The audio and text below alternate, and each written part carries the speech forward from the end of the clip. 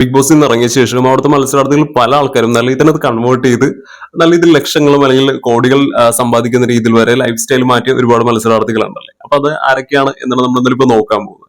അപ്പൊ ഉറപ്പായിട്ടും Bigg Boss of season 7 നോക്കുകയാണെങ്കിൽ നമുക്കറിയാം, ഈ ബിഗ് ബോസ് ഹൗസിൽ നിന്ന് ഇറങ്ങിയ ശേഷം നല്ല രീതിയിൽ ഇത് ഉപയോഗിക്കുന്ന ഒരാൾ ആരാണെന്ന് നോക്കി കഴിഞ്ഞാൽ ഉറപ്പായിട്ടും ഇത് രേണു സുധിയാണ്. ഈ പറയുന്ന കോടികൾ സമ്പാദിച്ചു എന്ന് ഞാൻ പറയുന്നില്ല, പക്ഷെ എങ്കിൽ പോലും ആ ബിഗ് ബോസ് ഹൗസിലേക്ക് മത്സരിക്കാൻ പോകുന്നതിന് മുന്നേ രേണു സുധിക്ക് ഉണ്ടായിരുന്ന ഒരു ഹെയ്റ്റ് എത്രത്തോളമാണ് എന്ന് നമുക്ക് അറിയാവുന്നതാണ്. ഉറപ്പായിട്ടും നല്ല രീതിയിൽ സപ്പോർട്ടേഴ്സും ഉണ്ടായിരുന്നു, നല്ല രീതിയിൽ സപ്പോർട്ട് ചെയ്യുന്ന ഇഷ്ടപ്പെടുന്ന ആൾക്കാരും ഉണ്ടായിരുന്നു, അതുപോലെ തന്നെ ഇഷ്ടപ്പെടാത്ത ആൾക്കാരും ഉറപ്പായിട്ടും ഉണ്ടായിരുന്നു. പക്ഷേ ഈ ബിഗ് ബോസ് ഹൗസിലുള്ള രേണു സുധിയുടെ ഒരു പെർഫോമൻസ് ആയിക്കോട്ടെ, ആ ഒരു ഗെയിംസും കാര്യങ്ങളും എല്ലാം കണ്ടതിനെ തുടർന്ന് നല്ല രീതിയിൽ ഈ ഒരു ഹേറ്റേഴ്സിൽ പോലും അത് കൺവേർട്ട് ചെയ്ത് നല്ല രീതിയിൽ ഒരു ഫാൻ ബേസിലേക്ക് വന്ന ഇത് നമ്മൾ കണ്ടതാണ്. അല്ലെങ്കിൽ ഇപ്പോൾ നിലവിലുള്ള രേണുസുടെ ഒരു റീച്ചും സപ്പോർട്ടും നമുക്ക് ഉറപ്പായിട്ടും അറിയാവുന്നതാണ്. ഇപ്പൊ കഴിഞ്ഞ ദിവസം തന്നെ ഒരു ഇവന്റിൽ പാർട്ടിസിപ്പേറ്റ് ചെയ്യുന്നതിന്റെ ഭാഗമായിട്ട് എന്നാലും ബോച്ചെ പോലും ഒരു 3-4 ലക്ഷം രൂപ വരുന്ന നെക്ലേസ് അടക്കം രേണുസുദിക്ക് ഇന്നലെ കൊടുത്തിട്ടുണ്ട്. അപ്പൊ അതുപോലെ ഓരോ പരിപാടിയിലും പാർട്ടിസിപ്പേറ്റ് ചെയ്യുമ്പോൾ അതിന്റെ ഒരു എമൗണ്ട് ഉറപ്പായിട്ടും രേണുസുദി ഇന്നലെ കൈപ്പറ്റുന്നുണ്ട്. അല്ലെങ്കിൽ ഉറപ്പായിട്ടും ഒരു സെലിബ്രിറ്റി സ്റ്റാറ്റസിലുള്ള ഒരാളെ വിളിക്കുമ്പോൾ അതിന് ഒരു എമൗണ്ട് ഇന്നലെ കൊടുക്കുന്നതായിട്ടുണ്ടല്ലോ. അപ്പൊ ഉറപ്പായിട്ടും രേണുസുദിയുടെ റീച്ചൊക്കെ വെച്ചിട്ട് ഒരു 1 മുതൽ അതിന് മുകളിലായിട്ട് ലക്ഷങ്ങൾ മേടിക്കാനുള്ള സാധ്യത ഉറപ്പായിട്ടുണ്ട്. പിന്നെ രേണുസുതി അത്രയും മേടിക്കോ ഇല്ലയോ എന്നൊക്കെയുള്ള ഉറപ്പായിട്ടും അവരുടെ കമ്മ്യൂണിക്കേഷനിലും പിന്നെ പറയുന്ന രേണുസുതി കുറച്ചുകൂടി സോഫ്റ്റ് ആയിട്ടുള്ള ഒരു പേഴ്സൺ ആണ്. അപ്പൊ അതുകൊണ്ട് തന്നെ അങ്ങനെ അധികം കത്തിവെക്കാനുള്ള ഒരു സാധ്യത ഞാൻ കാണുന്നില്ല. പക്ഷെ എങ്കിൽ പോലും ഒരു തരക്കേടില്ലാത്ത എമൗണ്ട് ഉറപ്പായിട്ടും രേണുസുതി മേടിക്കുന്നുണ്ടാവുള്ള എല്ലാവിധ സാധ്യതകളും ഉണ്ട്. എന്നാലും ആ ഒരു ഗ്രാഫ് എന്തായാലും നല്ല രീതിയിൽ തന്നെ മുന്നോട്ട് പോകട്ടെ, നല്ല രീതിയിൽ തന്നെ ഒരുപാട് അവസരങ്ങൾ മിനിമം കിട്ടട്ടെ എന്ന് തന്നെ നമുക്ക് എന്തായാലും പറയാം. പിന്നെ അടുത്ത ആൾ നോക്കി ഉറപ്പായിട്ടും Bigg Boss of season 5 winner ആയിട്ടുള്ള അഖിൽമാരാണ്. കാര്യം ആളൊരു വിന്നറാണ്. അപ്പൊ അതിന്റെ തന്നെ നല്ല രീതിയിൽ ഒരു എമൗണ്ട് നല്ല കിട്ടിയിട്ടുണ്ട്. പിന്നെ അതുപോലെ തന്നെ ഫേസ്ബുക്കിലും ഫേസ്ബുക്കിലും യൂട്യൂബിലും അടക്കം നല്ല രീതിയിൽ ആക്റ്റീവായിട്ട് നിൽക്കുന്ന ഒരാളാണ്.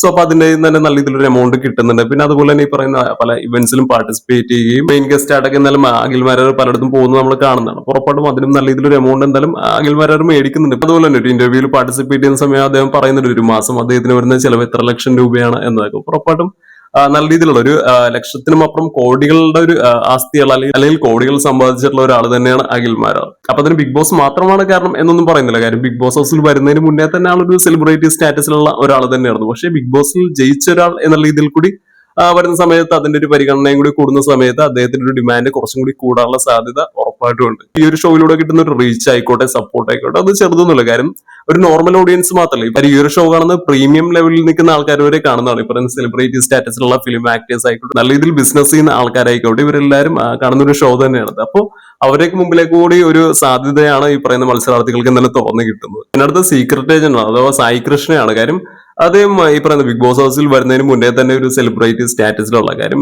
യൂട്യൂബിൽ വർഷങ്ങളായിട്ട് വീഡിയോ ചെയ്യുന്ന ഒരാൾ തന്നെയാണ്. അദ്ദേഹത്തിന്റെ ഒരു റീച്ച് ആണെങ്കിലും സപ്പോർട്ടും കാര്യങ്ങളും എല്ലാം നമുക്ക് അറിയാവുന്നതാണ്. ബിഗ് ബോസ് ഹൗസിൽ കൂടി മത്സരിച്ച് കഴിയുമ്പോഴത്തേക്കും ഈ പറയുന്ന വ്യൂവർഷിപ്പിനകത്തും ആ ഒരു വ്യത്യാസം ഉറപ്പായിട്ടും വന്നിട്ടുണ്ടാവും. കാര്യം ആ ഒരു ഷോയിൽ പാർട്ടിസിപ്പേറ്റ് ചെയ്യുമ്പോഴത്തേക്കും കുറെ കൂടി ആൾക്കാർക്ക്, അതായത് ഈ യൂട്യൂബും കാര്യങ്ങളൊന്നും ഉപയോഗിക്കാത്ത അല്ലെങ്കിൽ അതിനകത്ത് അങ്ങനെ സ്ഥിരമായിട്ട് അങ്ങനെ കയറാത്ത ആൾക്കാരുടെ മുമ്പിൽ പോലും ഇദ്ദേഹത്തിനെ കുറിച്ച് അറിയുകയും പിന്നെ ഇദ്ദേഹത്തിന് ഇഷ്ടപ്പെടുന്നവര് പിന്നീട് ഇദ്ദേഹം ഈ ബിഗ് ബോസ് ഹൗസിൽ നിന്ന് ഇറങ്ങിയ ശേഷവും ഇദ്ദേഹത്തിന്റെ ചാനലും കാര്യങ്ങളും എല്ലാം ഫോളോ ചെയ്യാനുള്ള ഒരു സാധ്യത ഉറപ്പായിട്ടും ഉണ്ട്. നമ്മൾ നേരത്തെ പറഞ്ഞല്ലോ, ഈ ഒരു ഷോ കാണുന്നത് പ്രീമിയം ലെവലിൽ നിൽക്കുന്ന ആൾക്കാർ വരെ ഈ ഒരു ഷോയുടെ ഓഡിയൻസ് ആണ്.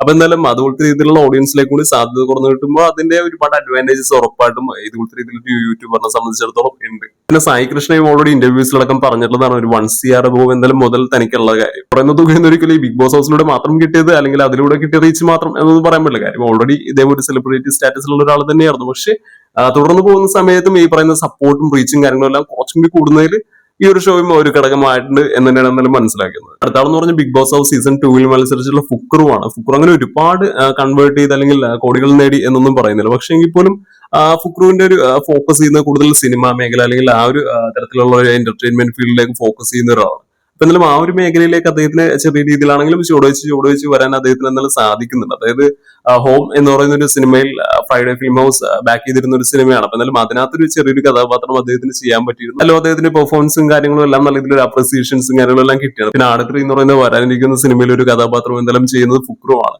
അതിന്റെ പ്രൊഡക്ഷൻ ബാക്ക് ചെയ്യുന്നത് ഫ്രൈഡേ ഫിലിം ഹൗസ് തന്നെയാണ്. ഫുക്രുവിന്റെ ഒരു കേസ് നോക്കിയാലും ആളൊരു സെലിബ്രിറ്റി സ്റ്റാറ്റസിൽ തന്നെയുള്ള ഒരു ആൾ തന്നെയായിരുന്നു. ഈ ടിക്ടോക്കിലും കാര്യങ്ങളിലും എല്ലാം ആക്റ്റീവായി നിന്നിരുന്ന ഒരാൾ തന്നെയാണ്. പക്ഷേ ബിഗ് ബോസ് പോലത്തെ ഒരു ഷോയിലേക്ക് വന്നപ്പോഴത്തേക്കും അദ്ദേഹത്തിന് കിട്ടിയ റീച്ച് ആയിക്കോട്ടെ, സപ്പോർട്ട് ആയിക്കോട്ടെ, അത് ചെറുതൊന്നുമല്ല. സോ അതിനുശേഷമാണ് ഈ പറയുന്ന സിനിമയിലും എല്ലാം ഭാഗമാവാൻ ഫുക്രുവിന് എന്തായാലും സാധിച്ചത്. അപ്പൊ എന്നാലും ബിഗ് ബോസ് ഹൗസിൽ മത്സരിക്കാൻ വരികയും അതിനുശേഷം നല്ല രീതിയിൽ തന്നെ പോസിറ്റീവായിട്ട് ലൈഫ് കൊണ്ടുപോയ കുറച്ച് മത്സരാർത്ഥികളെ കുറിച്ചാണ് നമ്മൾ എന്തായാലും ഈ വീഡിയോയിൽ എന്തായാലും പറഞ്ഞത്. പക്ഷെ ഉറപ്പായിട്ടും ഒരുപാട് സാധ്യതകൾ ഉണ്ടായിരുന്നിട്ടും അതൊന്നും പ്രോപ്പറായിട്ട് ഉപയോഗിക്കാതെ പോയ ഒരുപാട് ആൾക്കാരും ഉണ്ട്. പക്ഷെ എന്നാലും അവരുടെ വീഡിയോ അല്ലെങ്കിൽ അവരുടെ പേരുകളൊന്നും ഞാൻ അതൊന്നും ആഡ് ചെയ്യാൻ ഉദ്ദേശിക്കുന്നില്ല. അപ്പൊ എന്തായാലും ഈ പറഞ്ഞതല്ലാതെ വേറെ ഏതെങ്കിലും പേര് ഞാൻ വിട്ടുപോയിട്ടുണ്ടെങ്കിൽ നിങ്ങളൊന്ന് കമന്റ് ചെയ്യുക.